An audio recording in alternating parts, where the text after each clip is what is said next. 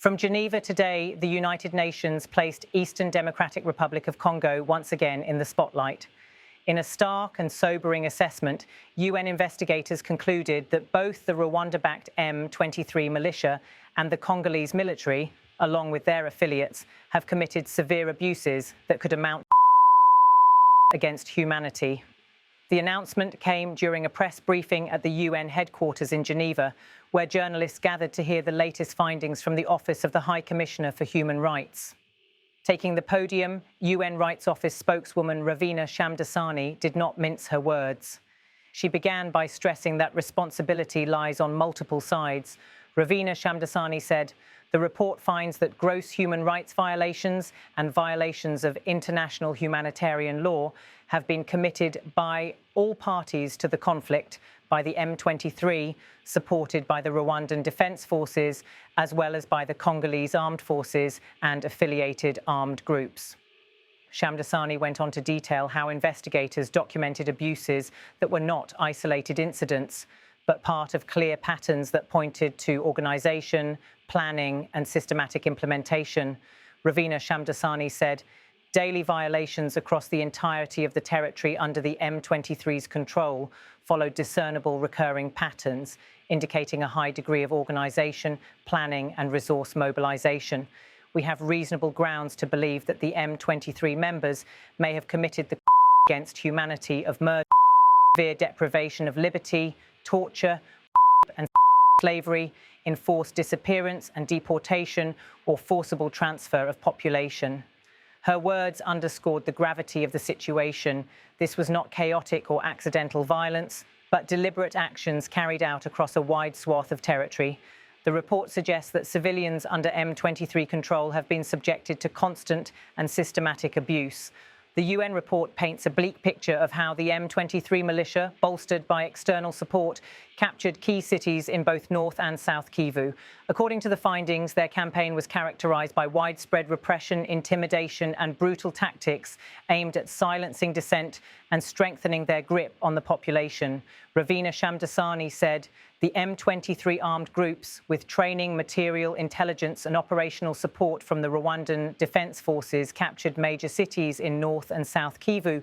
The group engaged in a campaign of intimidation and violent repression through a recurrent pattern of summary executions, torture, detention, enforced disappearances and forced recruitment targeting anyone perceived as opposing the M23, regarded as a threat to its notion of order and security, or deemed fit to fight or serve the movement." The allegation that Rwanda's defence forces have provided direct assistance to the M23 adds a geopolitical layer to the crisis, complicating relations between Kigali, Kinshasa and the broader international community.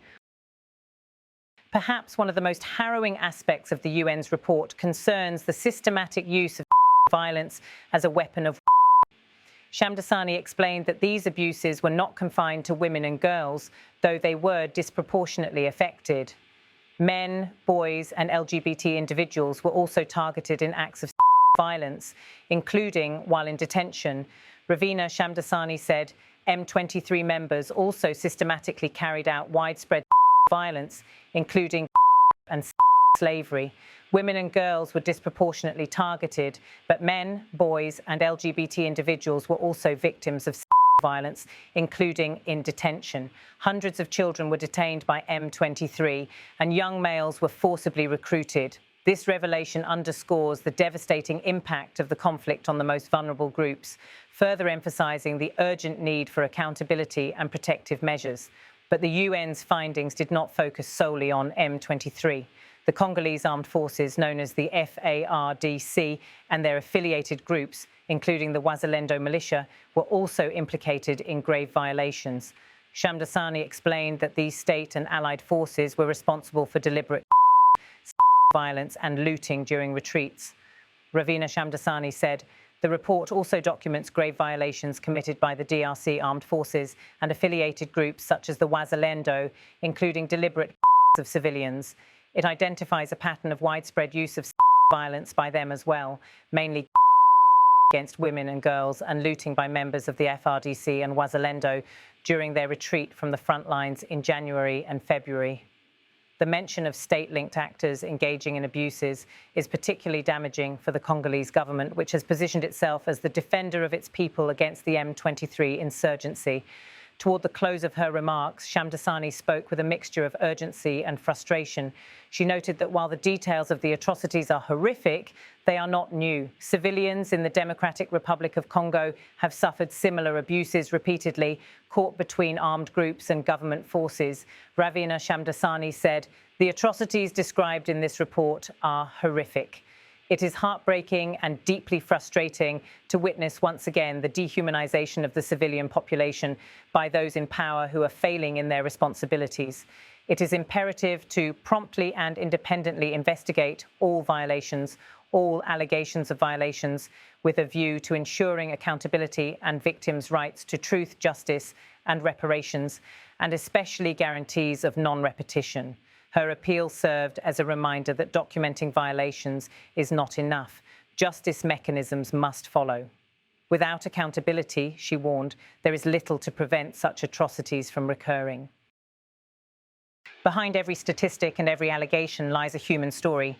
Families torn apart by enforced disappearances, survivors of violence forced to live with trauma, and children recruited into armed groups against their will. The UN's findings make clear that ordinary civilians have borne the brunt of this conflict. In Eastern Democratic Republic of Congo, the Kivu provinces have long been plagued by cycles of violence involving armed militias, regional interference, and weak governance. The resurgence of the M23, coupled with alleged support from Rwanda, has only worsened the crisis, displacing hundreds of thousands and compounding humanitarian needs. For the people living under the shadow of these armed groups, the reality described by the UN is not an abstract report. It is daily life. The involvement of the Rwandan Defence Forces, as highlighted in the UN's investigation, threatens to inflame already fragile regional relations. Kinshasa has consistently accused Kigali of backing the M23 rebellion, while Rwanda has denied such claims. The UN's assertion that Rwanda provided material and operational support to M23 lends significant weight to Kinshasa's accusations and raises the stakes for regional diplomacy.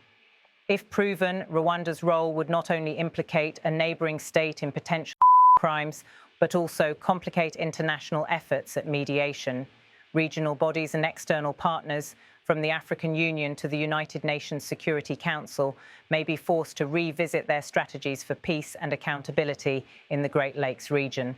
The UN's call for independent investigations reflects a recognition that domestic mechanisms may not be sufficient. The Congolese justice system faces challenges of capacity, independence and reach, especially in conflict-affected regions. International support, both technical and political, will be essential if victims are to see justice. Moreover, the report arrives at a moment when the international community faces multiple crises from Ukraine to the Middle East. Ensuring that the plight of Congolese civilians remains on the global agenda will require concerted advocacy and sustained attention. The UN has laid out the facts as it sees them.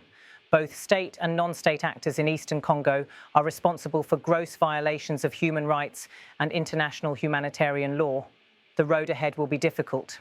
Accountability requires not only investigations, but also the political will to pursue justice, even when perpetrators belong to powerful armed groups or government forces. The report's recommendations echo a broader truth about conflicts worldwide. Without accountability and guarantees of non-repetition, cycles of violence tend to persist. The victims in Congo, as Shamdasani emphasized, deserve not only recognition of their suffering, but also truth, justice and reparations. As the press conference concluded in Geneva, the weight of Shamdasani's words lingered. Her statements left little doubt about the gravity of the crisis in eastern DR Congo. The conflict has become not only a battle for territory, but also a test of international will to enforce human rights standards. Whether the world acts on the UN's findings remains to be seen, but for the countless victims caught in this, the need for justice could not be more urgent.